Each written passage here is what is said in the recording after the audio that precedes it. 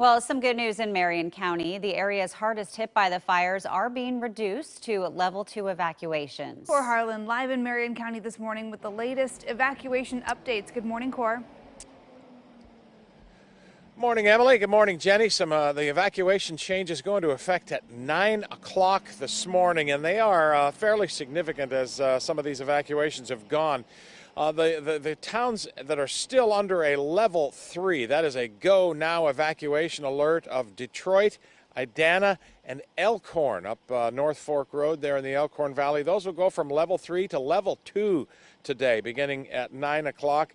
In addition to those three towns I just mentioned there, Oregon 22 at milepost 33. That is essentially the Santee M Highway from Gates all the way up to milepost 56, just west of Cooper's Ridge Road. That will also go from level 3 to level 2. Now, a couple of things, caveats with that. There are still plenty of hazards remaining, both alongside the road and in the communities themselves when people get back there. We are reminded by the Marion County Sheriff's Office that in the towns of Detroit, Idana, Elkhorn, a lot of these other places, there are still no core services available. That would be electricity, functioning water system, think along those lines. So this will be a chance for some people to get back into their communities and simply look around, take an assessment of what's going on there, but there simply won't be a lot of those core services that people have relied on to live on as well.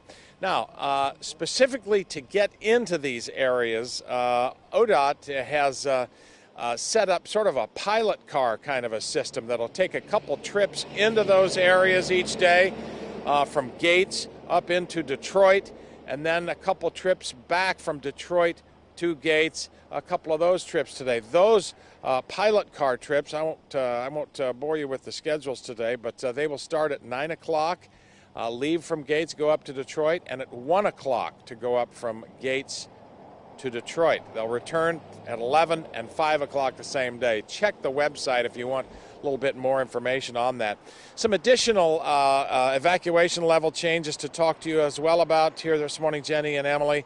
The towns that we are in right now, Mahama, Lyons, Gates, and Mill City, will go from a level 2 to a level 1 evacuation. That is the lowest evacuation level as well. So this will be a chance for people to get back in there. And again, the county is also warning people not to really get into, if their homes are destroyed, not to get into the debris of the homes, the ash. There could be chemical residues there. There could be asbestos and dozens of other things that could be harmful if inhaled or moved around.